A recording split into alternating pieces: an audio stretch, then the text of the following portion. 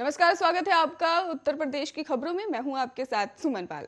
उत्तर प्रदेश में कोरोना के मामले लगातार बढ़ते ही जा रहे हैं। रविवार को प्रदेश में कोरोना के नए मामलों का आंकड़ा 7,695 तक पहुंच गया है। ऐसे में मुख्यमंत्री योगी आदित्यनाथ कोरोना की तीसरी लहर को लेकर बड़ा बयान दे चुके हैं। सीएम योगी ने कहा कि प्रदेश में कोरोना की तीसरी लहर आ चुकी है। सीएम योगी ने सोमवार में ही लखनऊ में कोविड कमांड सेंटर पहुंचे और यहां पर ही उन्होंने ये बातें कही हैं। योगी आदित्यनाथ ने लखनऊ में कोविड कमांड सेंटर का दौरा किया और वहां पर स्थिति का जायजा भी लिया है।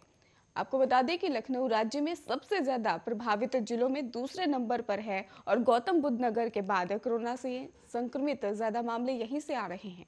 और आपको बता दें ये भी कि इन बातों के साथ ही सीएम योगी ने राज्य में थर्ड वेव को लेकर भी जो बात कही उससे थोड़ी राहत जरूर मिल सकती है। सीएम योगी ने कहा कि यूपी में कोरोना की तीसरी लहर आ गई है, लेकिन ये दूसरी लहर के मुकाबले तेज नहीं है। उन्होंने कहा कि 90% केसों में कोई लक्षण नहीं देखने को मिल रहा।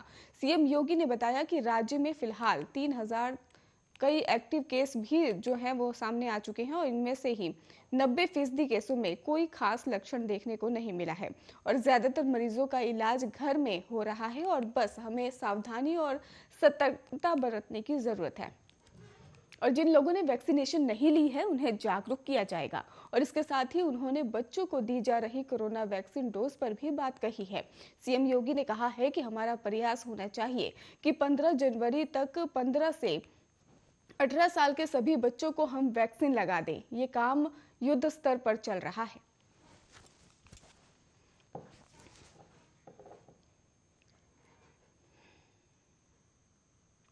पूरे देश के साथ ही उत्तर प्रदेश में भी आज से हेल्थ वर्कर्स और कोरोना फ्रंट लाइन वर्कर्स और 60 से साल से ज्यादा आयु वरिष्ठ नागरिकों को बूस्टर डोज लगना शुरू हो गया है। कोरोना की तीसरी लहर के खतरे को देखते हुए पीएम नरेंद्र मोदी ने पूरे देश में ही हेल्थ वर्कर्स को बूस्टर डोज दिए जाने का ऐलान किया है। और इसके साथ ही आपको बता दें कि सीएम योगी आदित्यनाथ ने भी हेल्थ वर्कर्स से ही बूस्टर डोज लेने की अपील की है। कोरोना जिस तरह से देश में पैर पसार रहा है उससे हेल्थ वर्कर्स के लिए बूस्टर डोज बेहद जरूरी हो जाता है। ऐसे में सीएम योगी आदित्यनाथ ने कू ऐप के जरिए भी सभी से कोरोना का बूस्टर डोज लेने की अपील की है। सीएम योगी आदित्यनाथ कू ऐप पर लिखा, आदरणीय प्रधानमंत्री जी के नेतृत्व में आज से स्वास्थ्य कर्मियों, फ्रंट लाइन वर्कर्स और 60 वर्ष से ज्यादा आयु के नागरिकों को कोविड टीके की प्रिकॉशन डोज लगनी शुरू हो गई है। टीका जीत का लगवाकर ही जीवन और जीविका की सुरक्षा, कोरोना की पराजय सुनिश्चित की जा सकती है। टीका अवश्य लगवाएं। नियमों के मुताबिक बूस्टर डोज के लिए दोबारा रजिस्ट्रेशन कराने की जरूरत नहीं होगी और इसके या फिर आप सीधे वैक्सीनेशन सेंटर पर जाकर अपनी आईडी दिखाकर वैक्सीन ले सकते हैं या फिर कोविन ऐप पर भी जाकर तीसरी डोज के लिए अपॉइंटमेंट ले सकते हैं। बूस्टर डोज में आपको वही वैक्सीन दी जाएगी जो 2 डोज पहले दी जा गई है।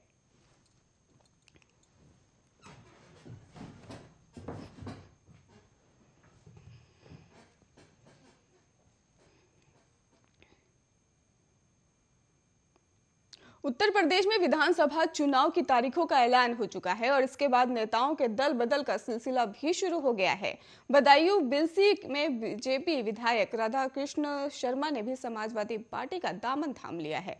सपा ने ट्विटर पर इसकी जानकारी दी है। समाजवादी पार्टी ने ट्विटर पर लिखा, माननीय राष्ट्रीय अध्यक्ष जी के नेतृत्व में आस्था जताते हुए बदायूं बिलसी से भाजपा विधायक श्री राधा कृष्ण शर्मा जी ने समाजवादी पार्टी की सदस्यता ग्रहण की। आपका हार्दिक स्वागत और अभिनंदन है। आपको बता दें कि पिछले हफ्ते ही बहराइच से बीजेपी की वर्तमान विधायक माधुरी वर्मा ने भी सपा का दामन थाम लिया था।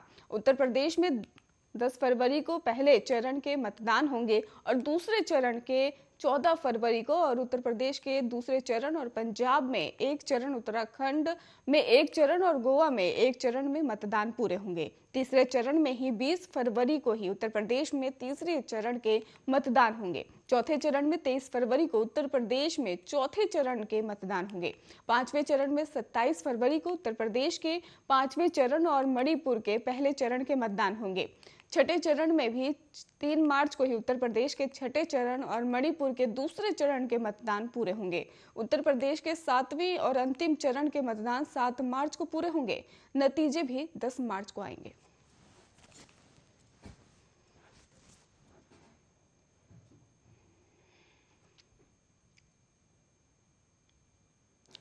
उत्तर प्रदेश में होने वाले विधानसभा चुनाव को लेकर एनसीबी ने बरेली पुलिस लाइन में बैठक का आयोजन किया, जिसमें चुनाव में किसी भी तरह के मादक पदार्थों की तस्करी को रोकने के लिए भी निर्देश दिए गए।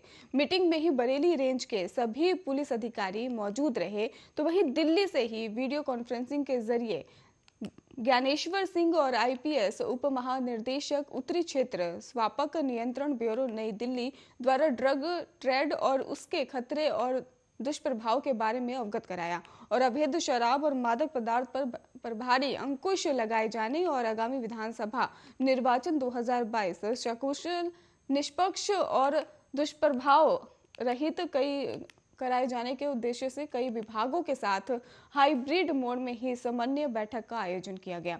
आपको बता दें कि संजीव गुप्ता पुलिस महानिरीक्षक कानून व्यवस्था और लखनऊ द्वारा उत्तर प्रदेश में मादक पदार्थों की रोकथाम हेतु किए जा रहे प्रयासों के संबंध में सभी को अवगत कराया गया। पुलिस को और अधिक प्रभावी कार्रवाई के लिए निर्देशित किया गया।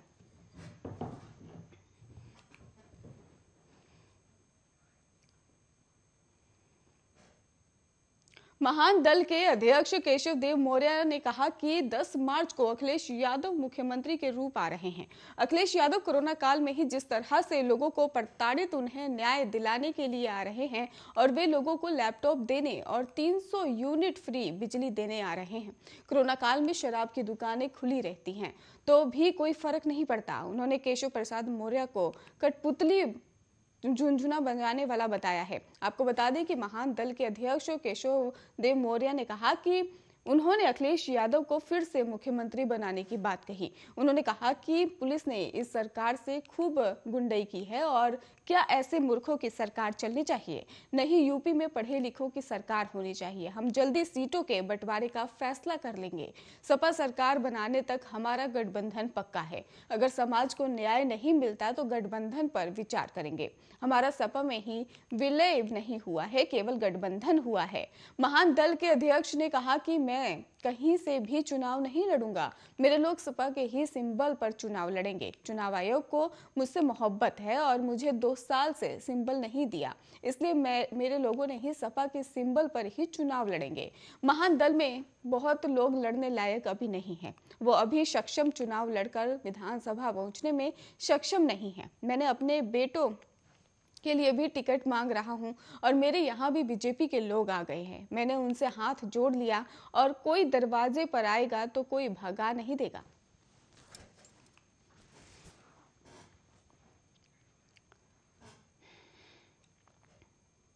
कोरोना काल के कारण स्कूल में ही छात्रों की छुट्टी की गई है, लेकिन फिर भी कई स्कूल ऐसे हैं जो अपनी मनमानी से बाज नहीं आ रहे हैं।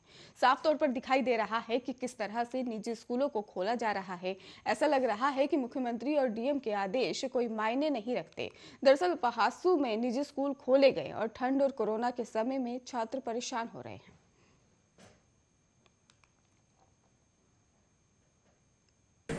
परविंद्र उदय।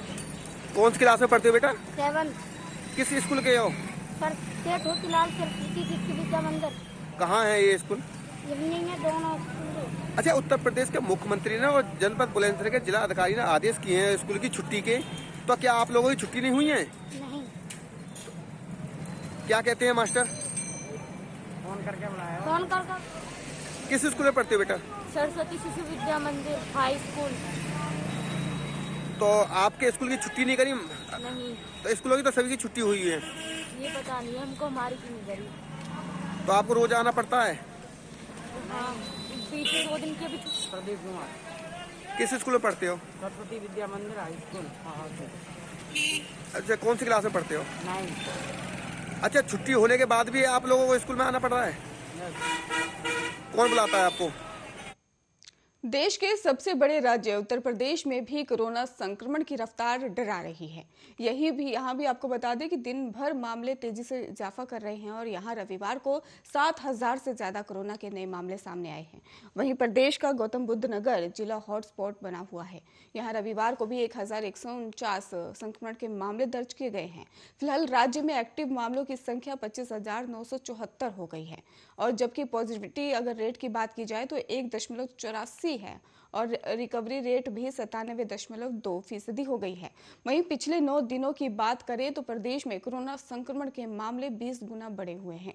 चलिए यहाँ जानते हैं 1 जनवरी से लेकर 9 जनवरी तक यूपी में कोरोना का ग्राफ कैसा रहा है। आपको बता दें कि यूपी में कोरोना के मामले जिस तेजी से बढ़ रहे हैं उसे देखते हुए प्रदेश की योगी सरकार ने कई प्रतिबंध भी लगा दिए हैं। आज से पूरे प्रदेश में रात 10 बजे से सुबह 6 बजे तक नाइट कर्फ्यू लगा दिया गया है और इसके अलावा यूपी में सभी निजी और सरकारी विश्वविद्यालय समेत सभी हायर एजुकेशन इंस्टीट्यूट में भी 10 जनवरी से 16 जनवरी तक फिजिकल क्लासेस बंद कर दी गई हैं और इस दौरान ही पठन पाठन ऑनलाइन जारी रखने के लिए भी कहा गया है।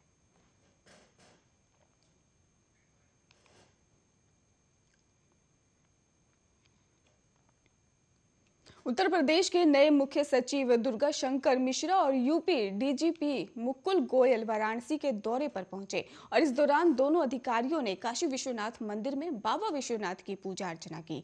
दर्शन पूजन के साथ ही मंदिर की सुरक्षा व्यवस्था का निरीक्षण किया और इसके बाद दोनों अधिकारियों ने चुनाव की तैयारियां और कोरोना संक्रमण के रोकथाम को लेकर भी समीक्षा बैठक की और इस बैठक के बाद दोनों अधिकारी लखनऊ लौटे। जिस तीसरी लहर और नए वेरिएंट को लेकर दुनिया भर के देशों के साथ भारत में लाखों केस हो गए हैं, वो चिंता की स्थिति बनी हुई है और उस विषय पर मुख्य सचिव ने चौंकाने वाले बयान भी देते हुए ओमिक्रॉन को महज सर्दी बुखार बताया है और लोगों को कहा है कि ये उतना मुश्किल नहीं है, घबराने की बात नहीं है। वाराणसी में मुख्य सचिव डॉक्टर दुर्गा शंकर मिश्रा ने कोरोना के नए वेरिएंट को हल्की सर्दी खांसी बुखार जैसा बताते हुए कहा कि यहाँ इतना मुश्किल नहीं है और इसके साथ ही उन्होंने कहा कि बहुत घबराने वाली बात नहीं है। हॉस्पिटल भी बहुत कम लोग जा रहे हैं और जो जा रहे हैं वो दूसरी बीमारी के कारण जा रहे हैं। युवाओं का वैक्सीनेशन हो रहा है, सब कुछ ठीक है। कोविड का इन्फेक्शन केवल हमारे प्रदेश में नहीं पूरे देश में और पूरी दुनिया में फैल रहा है। और श्री काशी विश्वनाथ मंदिर सुरक्षा व्यवस्था पर भी चर्चा हुई ताकि आने वाले श्रद्धालुओं को और सुविधा दी जा सके। चुनाव की तैयारियां हो रही हैं। डीजीपी मुकुल गोयल ने कहा कि हम लोग चुनाव आयोग से निर्देश अनुसार ही चुनाव कराने की पूरी तैयारी में हैं। स्वतंत्र निष्पक्ष तरीके से चुनाव आचार संहिता का पूरा अनुपालन कराते हुए कराया जाएगा। श्री काशी विश्वनाथ मंदिर के नए स्वरूप को देखते हुए सुरक्षा व्यवस्था के नए प्लान के तहत फिर से तैयारी कराने के लिए हम लोग आए थे और इस बारे में भी बात की गई है।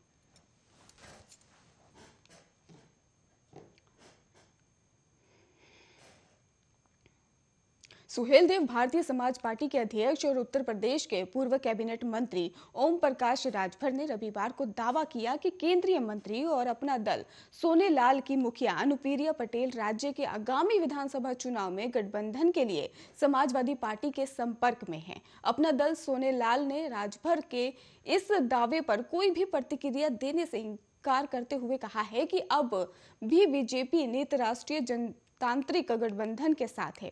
राजभर ने दावा किया कि बीजेपी नीत राष्ट्रीय जनतांत्रिक गठबंधन के घटक अपना दल सोनेलाल की मुखिया और केंद्रीय वाणिज्य और उद्योग राज्य मंत्री अनुप्रिया पटेल सपा के संपर्क में है। उन्होंने कहा कि उत्तर प्रदेश में विधानसभा चुनाव में गठबंधन के लिए अनुप्रिया की सपा नेतृत्व से बातचीत हो रही है और अब सभी को अंदाजा हो गया है कि उत्तर प्रदेश से बीजेपी की विदाई निश्चित है। ओम प्रकाश राजभर ने कहा कि इस बारे में बातचीत कहां तक पहुंची है, इस बारे में सपा अध्यक्ष अखिलेश यादव ही कुछ बता सकते हैं। अपना दल सोनेलाल के कार्यकारी अध्यक्ष आशीष पटेल ने राजभर के इस दावे पर कोई भी प्रतिक्रिया देने से इनकार करते हुए कहा कि राजभर के लिए सिर्फ इतना जान लेना ही काफी है कि अपना दल अब भी बीजेपी नीत एनडीए का हिस्सा है और उन्होंने कहा कि बीजेपी से सीटों के बंटवारे पर बातचीत जारी है और पार्टी इस दफा पिछली बार से ज्यादा सीटों पर चुनाव लड़ेगी। गौरतलब है कि अपना दल सोनेलाल ने ही साल 2014 और 2019 का लोकसभा चुनाव और 2017 का ही प्रदेश विधानसभा चुनाव बीजेपी के साथ मिलकर लड़ा था। पिछले विधानसभा चुनाव में पार्टी ने 12 सीटों पर चुनाव लड़ा था, जिनमें से 9 पर उसे जीत भी हासिल हुई थी।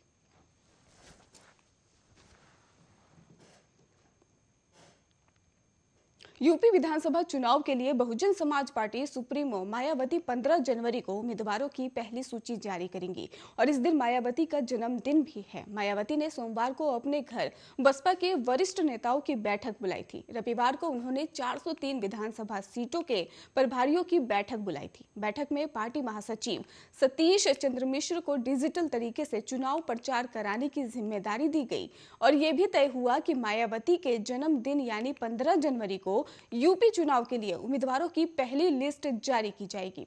इस बार पार्टी बिना गठबंधन के अकेले अपने दम पर चुनाव लड़ रही है। बता दें आपको कि उत्तर प्रदेश समेत 5 राज्यों में चुनावी बिगुल बज गया है और निर्वाचन आयोग ने 5 राज्यों में चुनाव तारीखों की घोषणा कर दी है और इसके साथ ही आदर्श आचार संहिता तत्काल प्रभाव से लागू हो गई है। राजनीतिक दलों और उम्मीदवारों के लिए आदर्श आचार संहिता उत्तर प्रदेश, पंजाब, उत्तराखंड, मणिपुर और गोवा में चुनाव पूरा होने तक लागू रहेगी।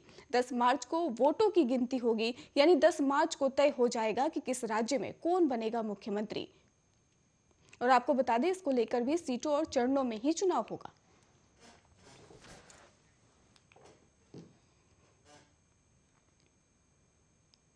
पांच राज्यों के विधानसभा चुनाव की तारीखों के ऐलान के साथ ही चुनाव वाले राज्यों में शनिवार से आचार संहिता लागू हो गई है।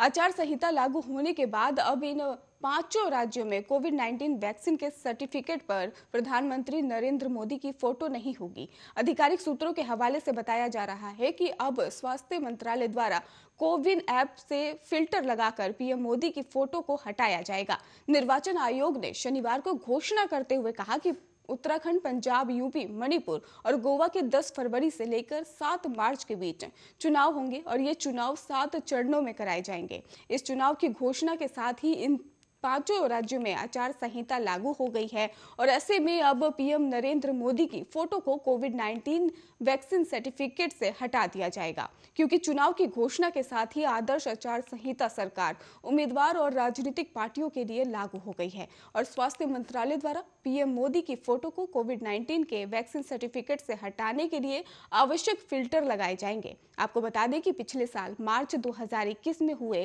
विधानसभा चुनाव के दौरान कुछ राजनीतिक पार्टियों ने चुनावी राज्यों में वैक्सीनेशन सर्टिफिकेट को लेकर भी शिकायत की थी और शिकायत में उन्होंने आदर्श आचार संहिता के कारण चुनाव वाले राज्यों में कोविड-19 वैक्सीनेशन सर्टिफिकेट के पीएम मोदी की फोटो हटाने की मांग भी की थी, जिसके बाद से ही चुनाव आयोग ने पीएम नरेंद्र मोदी की फोटो आचार संहिता के दौरान नहीं लगाने का आदेश दिया था।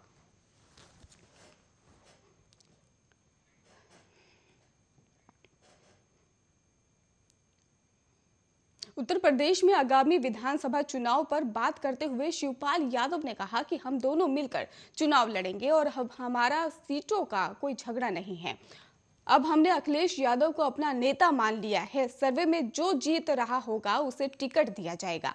बहुत जल्दी नामों की घोषणा होगी। नामांकन से पहले सभी नाम घोषित हो जाएंगे। उन्होंने कहा कि 6 सीटें क्यों, हमारी 403 सीटें हैं। हमने सपा में ही काम किया है और कोई नहीं पार्टी तो नहीं है। और हमारे लिए उन्होंने कहा कि वे लगातार 5 बार जसवंत नगर से विधायक रहे। उन्होंने कहा कि मैंने तो सभी जसवंत नगर में से चुनाव लड़ने का मन बनाया है।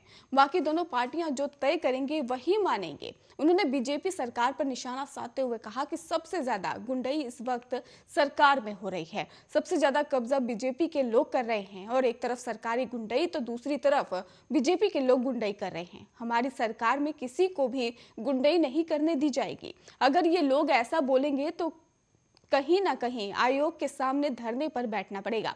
जो चिट्ठी समाजवादी पार्टी के अधिकारियों को हटाने के लिए लिखी है उसका पूरा समर्थन करते हैं। जो अभी डिजिटल वर्चुअल चुनाव प्रचार होने जा रहे हैं वो छोटी पार्टियों के लिए बेहद चुनौतीपूर्ण है, क्योंकि उनके पास संसाधन नहीं है और वोटर के पास भी समझदारी नहीं है।